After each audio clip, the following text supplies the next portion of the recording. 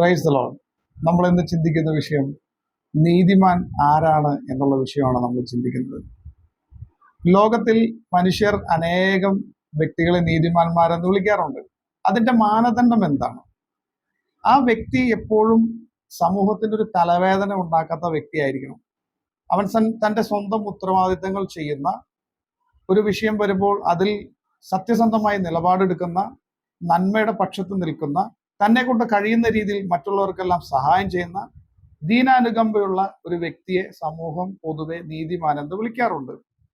എന്നാൽ ദൈവവചനം ആരെയാണ് നീതിമാൻ എന്ന് വിളിക്കുന്നത്? ബൈബിൾ പരിശോധിക്കുമ്പോൾ അനേകം നീതിമാന്മാരെ നമുക്ക് കാണാനായിട്ട് സാധിക്കും. ആബേൽ മുതൽ തുടങ്ങുന്ന ആ ലിസ്റ്റ് അത് അങ്ങനെ തുടർന്ന് പോയിക്കൊണ്ടിരിക്കുകയാണ്. എന്നാൽ ഉൽപ്പത്തി പുസ്തകത്തിൽ തന്നെ നമുക്ക് ഒരു വ്യക്തിയെ കുറിച്ച് ദൈവം വളരെ കൃത്യതയോടുകൂടെ നീതിമാൻ എന്ന് വിളിക്കുന്നത് കാണാൻ പറ്റും. അത് മറ്റാരുമല്ല, നോഹയെ തന്നെയാണ് ദൈവം നീതിമാൻ എന്ന് വിളിക്കുന്നത്. ഉൽപ്പത്തി പുസ്തകം 6-ാം അധ്യായം അതിന്റെ 9-ാം തിരുവചനം പറയുന്നു, നോഹ ആ കാലഘട്ടത്തിലെ കറയറ്റ മനുഷ്യനായിരുന്നു, അവൻ ഒരു നീതിമാനായിരുന്നു എന്ന് ദൈവത്തിന്റെ വചനം പറയുന്നു. എന്തുകൊണ്ടാണ് നോഹ നീതിമാനായി മാറിയതിന്റെ കാരണം?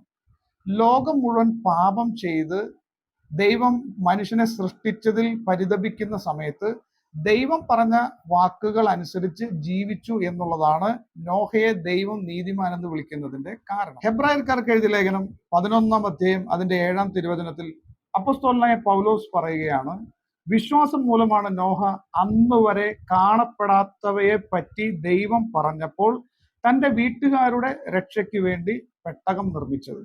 കാണപ്പെടാതിരുന്നവയെ പറ്റി എന്ന് പറയുമ്പോൾ എന്താണ് ഉദ്ദേശിക്കുന്നത്? നമുക്കറിയാം, 2004 വരെ സുനാമി എന്ന് പറയുന്നത് എന്താണെന്ന് നമുക്ക് ഓരോരുത്തർക്കും അറിയത്തില്ലായിരുന്നു. എന്നാൽ ആ സുനാമി ഉണ്ടായ സമയത്ത് ഇന്തോനേഷ്യയിലും മറ്റുള്ള സ്ഥലങ്ങളിലും അത് ആഞ്ഞടിച്ചതുപോലെ തന്നെ ഇന്ത്യയിലും കേരള തീരത്തും അത് വന്നു കഴിഞ്ഞപ്പോൾ നമ്മൾ ആദ്യമായി മനസ്സിലാക്കി സുനാമി എന്ന് പറയുന്ന ഒരു പ്രതിഭാസം ഉണ്ടെന്ന് നമ്മൾ മനസ്സിലാക്കി. ഇതുപോലെ തന്നെ നോഹയുടെ കാലത്ത് അല്ലെങ്കിൽ നോഹ പെട്ടകം ഉണ്ടാക്കുന്ന കാലം വരെയും ഭൂമിയിൽ ജലപ്രളയം എന്ന് പറയുന്ന ഒരു പ്രതിഭാസം അന്ന് വരെയും ഉണ്ടായിരുന്നില്ല. അതിനെക്കുറിച്ചാണ് ദൈവം പറയുന്നത്. കാണപ്പെടാതിരുന്നവയെ പറ്റി അത് ഉണ്ടാകുമെന്ന് ദൈവം മുന്നറിയിപ്പ് കൊടുത്തപ്പോൾ തന്റെ ഭവനത്തിന്റെ രക്ഷയ്ക്ക് വേണ്ടി നോഹ പെട്ടകം ഉണ്ടാക്കി. ഭൂമിയിലുള്ള സകല മനുഷ്യരും പാപം ചെയ്ത് ദൈവത്തിൽ നിന്ന് അകന്നു പോയപ്പോൾ ദൈവത്തിന്റെ കൽപ്പനകളെ പ്രമാണിച്ച് അല്ലെങ്കിൽ ദൈവത്തിന്റെ വാക്കുകൾ അനുസരിച്ച് മുന്നോട്ട് പോയ വ്യക്തിയാണ് നോഹ. അതുകൊണ്ടാണ് നോഹയെ ദൈവം നീതിമാൻ എന്ന് വിളിക്കുന്നത്. നമുക്ക് കുറച്ചുകൂടെ വ്യക്തമായി മനസ്സിലാക്കണമെന്നുണ്ടെങ്കിൽ എസെക്കിയേലിന്റെ പുസ്തകത്തിലേക്ക് നമ്മൾ കടന്നു പോകുമ്പോൾ അത് നമുക്ക് മനസ്സിലാകും. നമുക്ക് വായിക്കാം. എസെക്കിയേലിന്റെ പുസ്തകം 18-ാം അധ്യായം അതിന്റെ 9-ാം തിരുവചനം പറയുന്നു, എന്റെ കൽപ്പനകൾ അനുസരിക്കുകയും എന്റെ പ്രമാണങ്ങൾ വിശ്വസ്തയോടെ പാലിക്കുകയും ചെയ്യുന്നവനാരോ അവനാണ് നീതിമാൻ. അപ്പോൾ നമുക്ക് സ്വാഭാവികമായിട്ട് നമ്മുടെ ഉള്ളിലേക്ക് വരുന്ന ഒരു ചിന്ത ഇതാണ്, ലോകം നീതിമാൻ എന്ന് വിളിക്കുന്ന മനുഷ്യനും ദൈവം നീതിമാൻ എന്ന് വിളിക്കുന്ന മനുഷ്യനും തമ്മിൽ എന്തെങ്കിലും വ്യത്യാസമുണ്ടോ? ഇതാണ് പെട്ടെന്ന് നമ്മുടെ ഉള്ളിലേക്ക് കടന്നു വരുന്ന ഒരു ചോദ്യം അല്ലെങ്കിൽ ചിന്ത. നമ്മൾ ഓർക്കണമേ, ദൈവം നമുക്ക് 10 പ്രമാണങ്ങൾ മോശയിലൂടെ നൽകിയിട്ടുണ്ട്. അതിൽ ആദ്യത്തെ 4 പ്രമാണങ്ങൾ ദൈവ സ്നേഹവുമായി ബന്ധപ്പെട്ടുള്ള പ്രമാണങ്ങളും ബാക്കിയുള്ള പ്രമാണങ്ങൾ മനുഷ്യനുമായിട്ടുള്ള സ്നേഹബന്ധത്തിലുള്ള പ്രമാണങ്ങളുമാണെന്ന് നമുക്കറിയാമല്ലോ. അപ്പോൾ മനുഷ്യനുമായിട്ടുള്ള പ്രമാണങ്ങൾ അല്ലെങ്കിൽ സ്നേഹബന്ധത്തിന്റെ പ്രമാണങ്ങൾ അനുസരിക്കുന്ന വ്യക്തിയെ ലോക നീതിമാൻ എന്ന് വിളിക്കും. എന്നാൽ ദൈവം ഒരു മനുഷ്യനെ നീതിമാൻ എന്ന് വിളിക്കണമെന്നുണ്ടെങ്കിൽ മനുഷ്യനോടുള്ള ബന്ധത്തിലുള്ള നിയമങ്ങൾ മാത്രം പാലിച്ചാൽ പോരാ, ദൈവത്തോടുള്ള ബന്ധത്തിലുള്ള നിയമങ്ങളും അവൻ പാലിച്ചിരിക്കണം. ഈ അർത്ഥത്തിലാണ് എസെക്കിയേൽ പ്രവാചകൻ പറയുന്നത്, എന്റെ കൽപ്പനകൾ അനുസരിക്കുകയും എന്റെ പ്രമാണങ്ങൾ വിശ്വസ്തയോടുകൂടെ പാലിക്കുകയും ചെയ്യുന്നവൻ ആരാണോ അവനാണ് നീതിമാൻ എന്ന് പറയുന്നത്.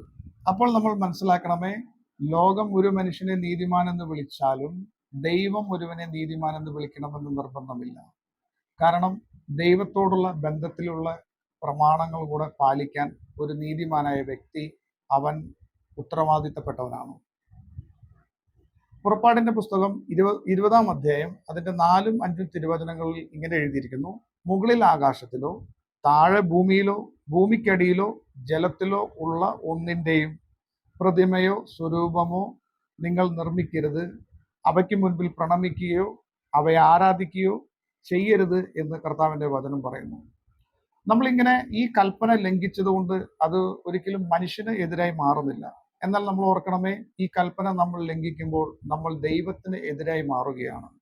അപ്പോൾ മനുഷ്യന്റെ ലോകത്ത് ജീവിക്കുന്ന ഒരു വ്യക്തി മനുഷ്യനുമായിട്ടുള്ള ബന്ധത്തിലുള്ള കൽപ്പനകൾ അനുസരിച്ചാലും ദൈവവുമായിട്ടുള്ള ബന്ധത്തിലുള്ള കൽപ്പനകൾ അനുസരിച്ചില്ല എങ്കിൽ അവനെ ഒരിക്കലും ദൈവം നീതിമാനെന്ന് വിളിക്കത്തില്ല എന്ന് നമുക്ക് മനസ്സിലാക്കാനായിട്ട് സാധിക്കുക. ലൂക്കോസിന്റെ സുവിശേഷം 10-ാം അധ്യായം അതിന്റെ 27-ാം തിരുവചനത്തിലേക്ക് നമുക്ക് കടന്നു പോകുമ്പോൾ യേശുവിനെ പരീക്ഷിക്കാൻ ഒരു നിയമജ്ഞൻ എഴുന്നേറ്റ് നിന്ന് അവിടെ ചോദിക്കുകയാണ്, നിത്യജീവൻ അവകാശമാക്കാൻ ഞാൻ എന്ത് ചെയ്യണം? അപ്പോൾ യേശു അവനോട് തിരിച്ചു ചോദിക്കുന്നുണ്ട്, നിയമത്തിൽ എന്ത് എഴുതിയിരിക്കുന്നു, നീ എന്ത് വായിക്കുന്നു? അപ്പോൾ അവൻ മറുപടിയായി പറയുന്ന രണ്ട് കാര്യങ്ങളാണ്. ഒന്ന്, നിന്റെ ദൈവമായ കർത്താവിനെ പൂർണ്ണ ഹൃദയത്തോടും പൂർണ്ണ മനസ്സോടും പൂർണ്ണ ആത്മാവോടും പൂർണ്ണ ശക്തിയോടും കൂടെ സ്നേഹിക്കണം. രണ്ട്, നിന്നെ പോലെ തന്നെ നിന്റെ അയൽക്കാരനെ സ്നേഹിക്കണം. ഇത് പറയുമ്പോൾ യേശു പറയുകയാണ്, അത് നീ പറഞ്ഞത് വളരെ ശരിയാണ്, അത് റൈറ്റ് ആണെന്ന് യേശു തന്നെ അവിടെ സാക്ഷ്യപ്പെടുത്തുകയാണ്. അപ്പോൾ നമ്മൾ ഇതിൽ നിന്ന് മനസ്സിലാക്കേണ്ടത്, ഒരു വ്യക്തി ഈ രണ്ട് രീതിയിലുള്ള പ്രമാണങ്ങളും അനുസരിക്കാൻ ബാധ്യസ്ഥനാണ് എന്നുള്ളതാണ് മനസ്സിലാക്കുന്നത്. അങ്ങനെ അനുസരിക്കുന്ന വ്യക്തിയെയാണ് ദൈവം നീതിമാനെന്ന് വിളിക്കുന്നത് എന്ന് നമുക്ക് കാണാനായിട്ട് സാധിക്കും. വീണ്ടും നമ്മൾ ചിന്തിക്കുമ്പോൾ, കൽപ്പന പാലിക്കുന്നവനെ എന്തുകൊണ്ടാണ് ദൈവം നീതിമാനെന്ന് വിളിക്കുന്നതിന്റെ കാരണം? നമുക്കറിയാം, ഓരോ കൽപ്പനകളുടെയും ഉദ്ദേശം എന്ന് പറയുന്നത് സമൂഹത്തിൽ നീതി ഉണ്ടാക്കുക എന്നുള്ളതാണ്. എല്ലാ കൽപ്പനകളുടെയും അടിസ്ഥാനം നീതിയും സ്നേഹവുമാണെന്ന് നമുക്ക് സസൂക്ഷ്മം പരിശോധിച്ചാൽ നമുക്ക് മനസ്സിലാക്കാനായിട്ട് സാധിക്കും. അത് തിരിച്ചറിയാനായിട്ട് റോമർക്ക് എഴുതിയ ലേഖനം അതിന്റെ 13-ാം അധ്യായത്തിലൂടെ കടന്നു പോകുമ്പോൾ അതിന്റെ 10-ാം തിരുവചനം പറയുകയാണ്, സ്നേഹം അയൽക്കാരന് ഒരു ദ്രോഹവും ചെയ്യുന്നില്ല, അതുകൊണ്ട് നിയമത്തിന്റെ പൂർത്തീകരണം സ്നേഹമാണ്. അപ്പോൾ നമ്മൾ ഒരു നിയമം പൂർത്തീകരിക്കുമ്പോൾ, നിയമം അനുസരിക്കുമ്പോൾ അവിടെ സ്നേഹം ഉണ്ടാകുന്നു, അവിടെ നീതി ഉണ്ടാകുന്നു. ഇതിന്റെ അടിസ്ഥാനത്തിലാണ് എസെക്കിയേൽ പ്രവാചകന്റെ പുസ്തകം പറയുന്നത്, ഇതാ ദൈവത്തിന്റെ പ്രമാണങ്ങൾ സസൂക്ഷ്മം അത് പാലിക്കുന്ന വ്യക്തിയെ ദൈവവചനം എന്ന് വിളിക്കുന്നു എന്ന് പറയുന്നതിന്റെ കാരണം. അപ്പോൾ ഓരോ കൽപ്പനകളുടെയും അടിസ്ഥാനം എന്ന് പറയുന്നത്, അല്ലെങ്കിൽ ഓരോ കൽപ്പനകളുടെയും ഉദ്ദേശം എന്ന് പറയുന്നത് നീതി പ്രവർത്തിക്കുക എന്നുള്ളതാണ്. അങ്ങനെ നമ്മൾ ചിന്തിക്കുമ്പോൾ അതുകൊണ്ടാണ് ദൈവവചനം ഒരു കൽപ്പന അനുസരിക്കുന്ന വ്യക്തിയെ നീതിമാനെന്ന് വിളിക്കുന്നത്. എന്നെ കേട്ടുകൊണ്ടിരിക്കുന്ന സഹോദരങ്ങളെ, നമുക്കിന്ന് ഇത്തരത്തിൽ ചിന്തിക്കാം. എന്നെയും നിങ്ങളെയും സ്വർഗത്തിലെ ദൈവം നീതിമാനെന്ന് വിളിക്കുന്നു. നമ്മൾ മനുഷ്യരുടെ മുമ്പിൽ മാത്രമാണോ നീതിമാന്മാർ? നമ്മൾ ദൈവത്തിന്റെ കൽപ്പനകൾ അനുസരിക്കുന്നവരാണോ? ദൈവം നിങ്ങളെ എല്ലാവരെയും അനുഗ്രഹിക്കട്ടെ. Praise the Lord.